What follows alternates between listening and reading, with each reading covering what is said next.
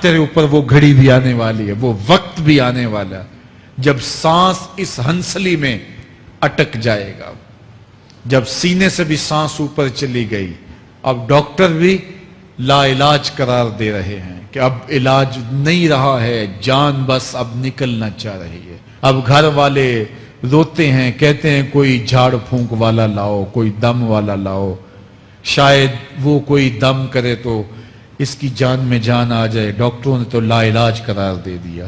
اللہ فرماتا ہے یہ تو جھاڑ پھونک والے کو ڈھونڈ رہے ہیں، لیکن جس کی سانس یہاں اٹکی ہے وہ سمجھ گیا ہے اب موت آ گئی ہے، اس کو یقین ہو گیا ہے کہ اب موت کے لمحے آ گئے ہیں، اب میں بچ نہیں پاؤں گا، اب آنکھیں تاڑے لگی ہوئی ہیں۔ اللہ وہ منظر بیان کرتا ہے، صاحب یہ وقت آنے والا ہے جب دونوں انگوٹھے باندھ دیے جائیں گے، جب ناک میں روئی ٹھونس دی جائے گی، جب چٹے لباس میں کفن دیا جائے گا، جب غسال کے سامنے بے بس پڑے ہوں گے۔ یہ محل، یہ کوٹھیاں، یہ بنگلے جس کو سویر شام لگ کے حلال حرام کی تمیز کیے بغیر بنایا تھا، غوث اعظم رضی اللہ تعالیٰ عنہ بولے مکان بنا رہا ہے، بسیں گے اور حساب تو جا کے دے گا، اور یہ تو ایک رات بھی تجھے اس گھر کے اندر نہیں رکھیں گے کہ چلو ایک رات مہمان رکھ لیں۔ کہتے ہیں نہیں نہیں، مہمانوں نے بھی جانا ہے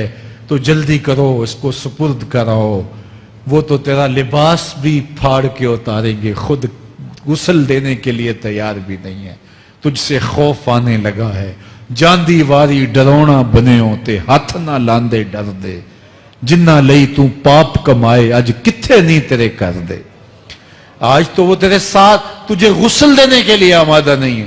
اولا لک فاولا ثم اولا لک فاولا، تیری خرابی آ پہنچی، ہاں تیری خرابی آ پہنچی۔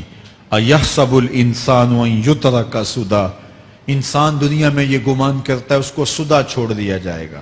آج تو مفتی شہر ہے، آج تو علامۃ الدہر ہے، آج تو قاضی القضات ہے، آج تو منسٹر ہے، آج تو وزیر اعظم ہے، آج تو پہلوان ہے، آج تو شہزادہ ہے، آج تو بادشاہ ہے، آج تو زوراور ہے، آج تیری طاقت کے کیا کہنے، آج شیروں کو تو نچا لیتا ہے، ہاتھیوں کو تو بٹھا لیتا ہے، تیری صورت نکھرتی ہے، تیرے ہونٹ گلابی ہیں اور تیری نرگسی آنکھیں ہیں، تیرے ریشمی بال ہیں اور تیری خوبصورت رنگت ہے، تو چال چلتا ہے تو لگتا ہے قیامت چل رہی ہے، تیرا قد رانا جو ہے وہ صنوبر کو شرماتا ہے، تیری گفتار کے تنتنے ہیں۔ جس نے اتنی خوبصورت شکل ماں کے رحم میں بنائی، کیا وہ ہڈیوں کو جوڑ کے دوبارہ انسان نہیں بنا سکتا؟ وہ دوبارہ انسان بنائے گا اور پھر تجھے اپنے حضور کھڑا کرے گا۔ اور ایک حدیث میں آتا ہے اللہ بندے کو اپنے حضور کھڑا کرنے کے بعد اپنے سامنے سے ہٹنے نہیں دے گا جب تک 5 سوال نہیں پوچھ لے گا۔ ان عمرہ ہی فیما افنا ہو، اس کی عمر کے بارے میں پوچھے گا کہاں ضائع کی، اس کی جوانی کے بارے میں پوچھا جائے گا جوانی کہاں گزار کے آیا ہے، مجنوں تو نہیں بنا رہا، خواہشات کا اسیر تو نہیں ہو گیا، دیوانوں کی طرح زندگی تو نہیں گزار کے آ گیا، تیری جوانی کسی چوک میں تو نہیں گزری، تیری جوانی آوارگی میں تو نہیں گزری، ساری رات سوشل میڈیا کے اوپر گندگی اور غلاظتیں تو نہیں دیکھتا رہا، تیری جوانی گزری کہاں ہے؟ اگر کوئی جواب نہ ہوا تو پھر کیا جواب دے گا؟ اور وہ کتنا خوش نصیب ہوگا جو کہے گا مالک میری جوانی سجدوں میں گزری، میری جوانی قیام میں گزری، میری جوانی رکوع میں گزری۔